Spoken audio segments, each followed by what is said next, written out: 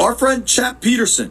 Chap is a longstanding Democratic state senator in the Northern Virginia, from Northern Virginia, obviously in the state Senate in the state of Virginia. Chap, how you doing, man? Thank you for making time for us. Hey, JP and Brian, great to be on. Thank you for having me. How you doing, man? Dude, Hey, so Joe. you were so upfront and honest when the Commanders, I guess the football team at that point, whatever that they were called then, made the really bad play on Dumfries. This Right. is not Dumfries. This is No, it's not. Alexandria. This is teams that play 80 games a year. I mean, you're a part of the state legislature. What do you make of today's news? Well, first of all, I got to give a little bit of a caveat. I'm a part of the legislature for about 2 more weeks, so I'm not going to be in the 2024 session. Well, So, sir, that means you can be fully honest. yeah, I think the fact that I'm fully honest is one of the reasons I'm not coming back. But, there are some differences, JP, and you hit on it. Alexandria is obviously it's accessible to transit. You know, it's a couple miles away from D.C. It's right across the river. It's already a pretty dense neighborhood. Brian, you'll remember that the Redskins were actually supposed to have a stadium there about 30 years ago. Oh, It's yeah. the exact same site, Potomac Yards. So it's got some positives, and I think Ted Leon's is. Let's face it, he's a more stable ownership situation than what we had with the football team or whoever it was at that point.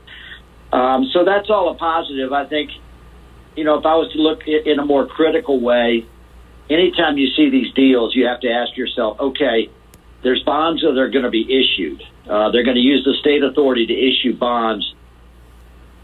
Oh, he dropped. Call him back.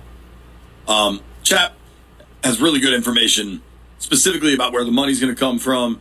And frankly, I want to ask him. My question, like, when the state issues bond, but how about the people in that area? Do they ever take that into consideration? Well, dude, to me, the 3 biggest questions are, will this get through Alexandria?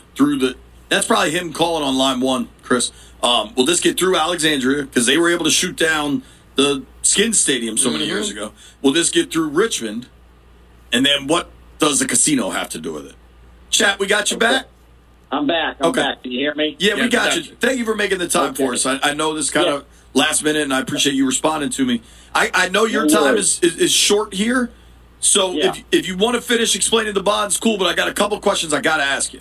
Yeah, okay, the bonds go like this. The state will issue bonds, and then the proceeds from the stadium will then pay down those bonds. When I say proceeds, I mean the taxes.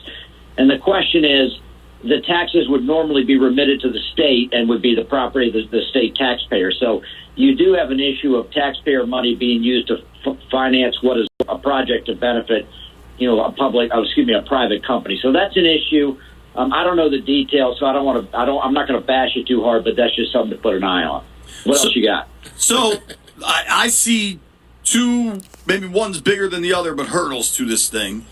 It seems like you had all the right politicians on that stage saying the right things today, but saying it today and getting it actually done is different. Do you expect the city of Alexandria, the surrounding area, to actually support this thing? Well, you know what? I hearken back to, I think it was 32, maybe 33 years ago, and the Redskins had just won the Super Bowl, and Governor Doug Wilder had a press conference with Jack Kent Cooke at the exact same site. Now, I'm 55 years old. I was 22 or 23 then. So I'm just saying, you can have a press conference and everyone's all lovey-dovey, and then 6 months later, it falls apart. Well, I thought it was pretty interesting that Mark Warner in his comments was like, man, this is day 1 of the process. Yeah, as that warning. Of course. As that subtle warning. It is day 1. And like I said, the biggest issue to me, it would be, you want to make sure that the state taxpayer is held whole, that to the extent that they use taxpayer funds to pay down the bonds, that the taxpayer, you know, gets some type of indemnity, so they got to pay that back over time.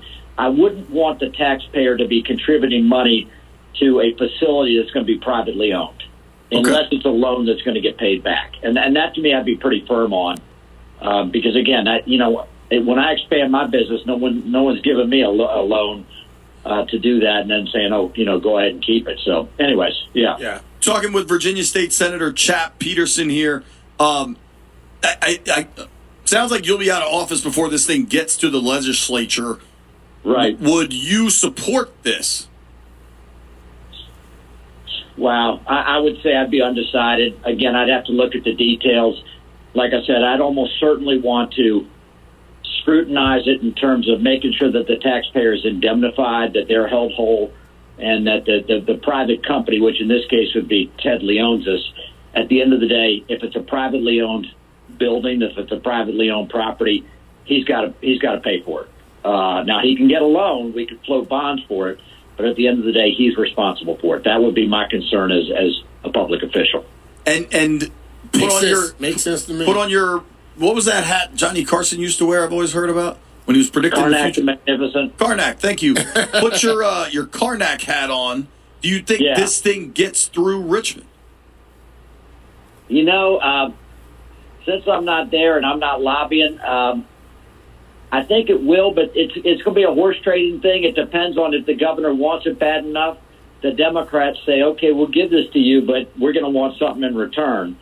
And so he's going to have to give on something. And I don't know what that something is, but look, nobody gets anything for free in politics. And so that's what I predict.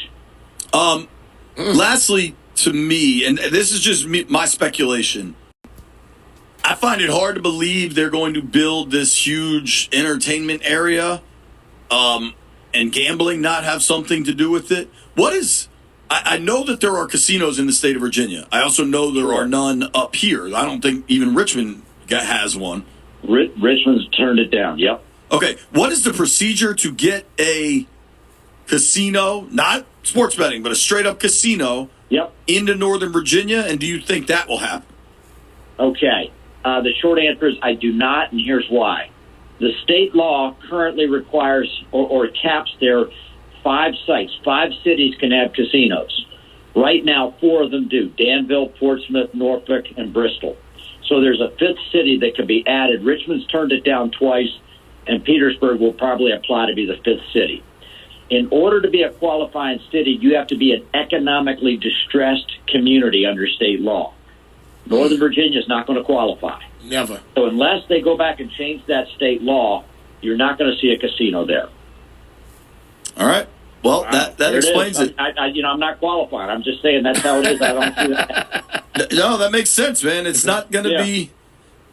Northern Virginia, pretty damn rich. It's hard to qualify as a distress. Richer. All right, Chap, we appreciate you. You think you know what? I love it. BMitch, always be a fan of yours for life, man. You're great. Appreciate you, brother. You guys. Thank you, Chap. Appreciate you, buddy. See y'all.